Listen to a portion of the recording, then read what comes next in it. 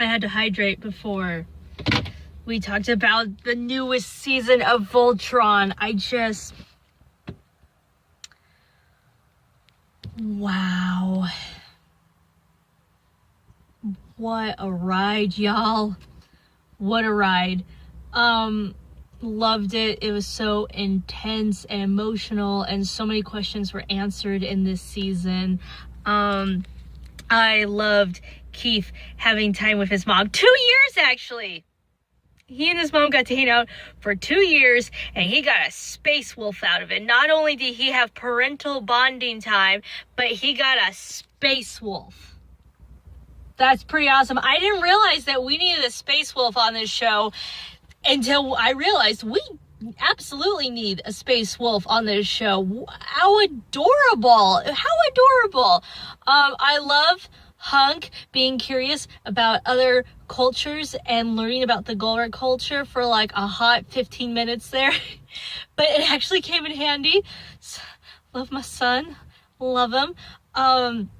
Man, just Shiro. So we confirmed that Shiro was not our Shiro, was not our space dad, and that our space dad had been killed in that battle, which it was like one of those, like, you call it, but it's so painful and it hurts.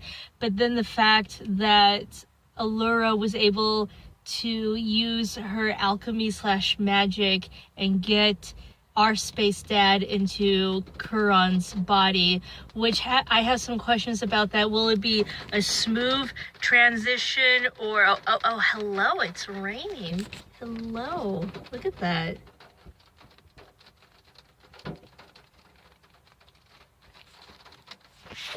Love me some rain. It's fun. It's been thundering and lightning all day. Look at this. Look at this.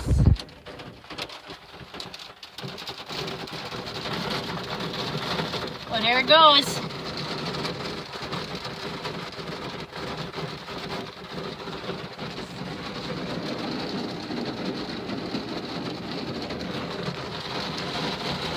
Little tangent before I go back.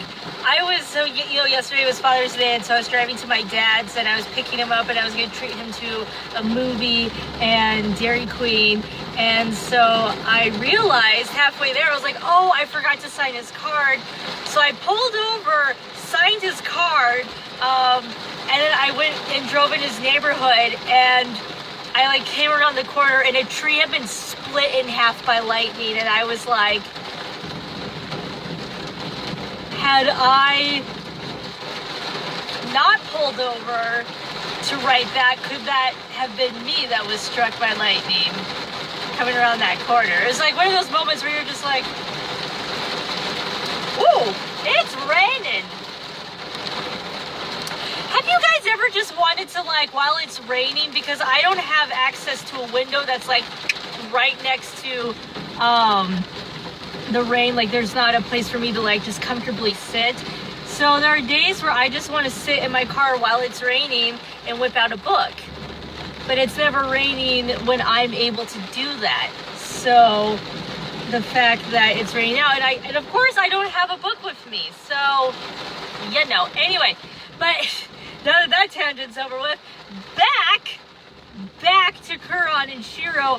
So my question is, so we know that Hanavira / Hagar is still out there, and we know that she has that connection to Kuron, and she was able to control him via mind control, mind alchemy, whatever you want to call it. So then the question is, will that affect actual Shiro?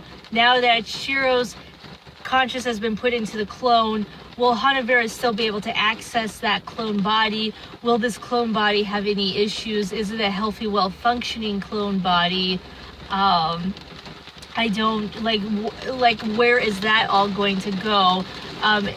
In season 7, will that be addressed? Will that be a thing that can possibly happen where she's still able to control him? Or does the clone itself, because we know that the clone has consciousness and it has a soul, so will those two factions be battling for dominance in Shiro's mind? And if so, how is that going to look? Because Kuron Shiro believed that he was Shiro, and we knew that he wasn't, and he's, you know, obviously not. But I'm very curious to see how that will go down, if it was a complete and total takeover, or if there will be some repercussions from that. So it'll be very fascinating to see where that goes. And then, you know, Lance is realizing more and more of his true deep feelings for Allura. And then Allura, honey, my babe has been having a day. She's been having a year. She's been having the past 10,000 years. Like, in a blink of her eye, she believes that all the Alteans are dead, and then her father's gone. And then she's trying so hard to be strong for everybody and trying so hard to be diplomatic. But she's just this, you know, like, she's just stuck in this leadership role, and she's doing the best she can, but she hardly has any outlets. She's constantly stressed out, constantly pushing herself to the brink, and then always trying to battle her own prejudice against Golra when they're trying to work with the Golra, and she's trying just so hard to, this is, the weather is crying for Allura. Me too, Rain, me too. She's but she's trying so hard, just so hard to keep it together. And she felt like it seems like every time she allows herself to open up to something, every time she allows herself to be vulnerable, she always gets slam dunked. And I just feel so bad for her. It just feels like she will never get a break. And she opened up to Lothar, and she started to develop romantic feelings for him. And granted, while it was very quick, you could also see where she's struggling to be accepting of the Golra and to battle on her own prejudice. She's seen that he's been proving himself. She's trying to do what's best as a leader, and she's trying to help the coalition and bring peace to the universe. And she, at that time, truly believes that she is the last Altean. And so then here's Lothar, who seemingly is striving for everything that she's striving for, is trying to achieve peace, and then he is also half Altean. And so everything is just hot and messy, and they're spending more and more time together, and he has an appreciation for her culture, their culture.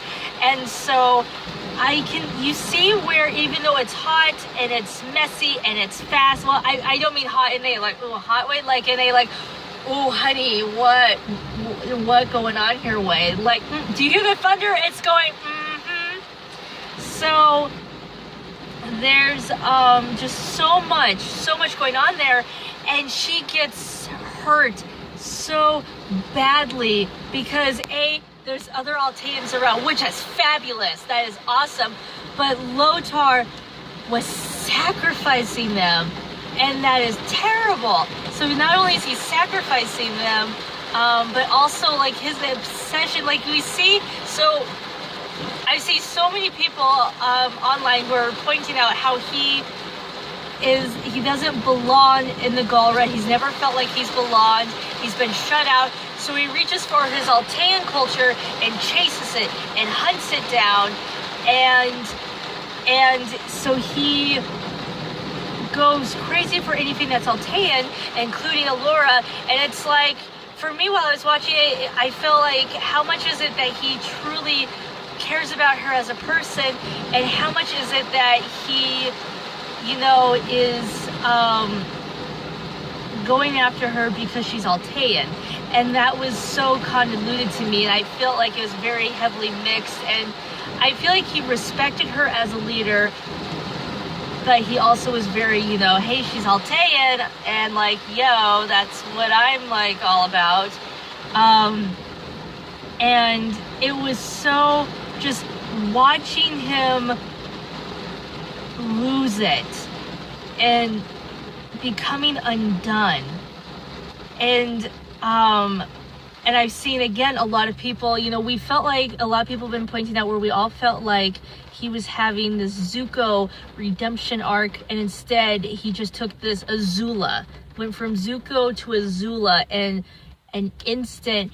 And I feel like if we can, like, I feel like there's a couple episodes, and I can't name them right now, because honestly, when I watch Voltron, I binge. I don't even pay attention to the episode titles. I'm like, bring on the next one, bring on the next one. So, but I noticed that I feel like there are definitely episodes, especially where his interactions with the Paladins become much more entangled, where you can start picking out, going, there's something going on with this dude here. Something with this dude. He's got something going on. And it was like, I don't know, I just feel like that there's a lot that you can pick out at and be like, yeah, I'm seeing a little bit of crazy going on here. And also, oh, that's a coworker. We won't film them. You can also see that he's like losing it slowly. And it seems like for a hot second that everything's come together and he's really happy about it. And then when he loses that opportunity, just boom, crashes. And I don't know, are we getting to season 7? I hope we are. I need to see the Paladins hugging their parents. Like, they need it so bad. Also, where was my Hunk and Shay moments? Like, I'm not very shippy with this show. I try not to be. Not that I have a problem with ships in and of itself, but there's just, for me, I've always personally felt more of like that this was a family than anything. But like, I think the only thing that I really did ship immediately was, you know, Hunk and Shay. Like, and I can make a whole video about that. But anyway, just Hunk needs more fabulous moments to begin with. That's just my opinion. He was great this season, though. I was just like, yes, my boy. But again, the rain agrees. Yes. Amen. Yes. But I just have so many questions. Will we get a season 7? And if we do, how will the Earthlings accept the Paladins? Because they've never had to deal with the Golras. So are they going to be receptive? Are they not going to be receptive? They no longer have the castle, which Cran, I think, just needs a hug, because that was his grandfather's. His grandfather had built that, and you can just see how much it was eating him up on the inside. They've lost their home, and yet it really wasn't their home, because they only Pidge really treated it as a home. And I feel like everybody else was just like, oh, we're just kind of staying here. Is Matt gonna come along too? Like, I have so many questions. So I'd love to see what happened next. I'd love to hear your thoughts. So comment below, let me know what you think. I'm going to attempt to drive home. Lots of rain. Not as bad though. Not as bad as it was. So sorry about all the tangents, but the weather kicked in and that was fun. So anyway, this is the Golden Sound Twice out. The Golden Sound Twice out. Yes.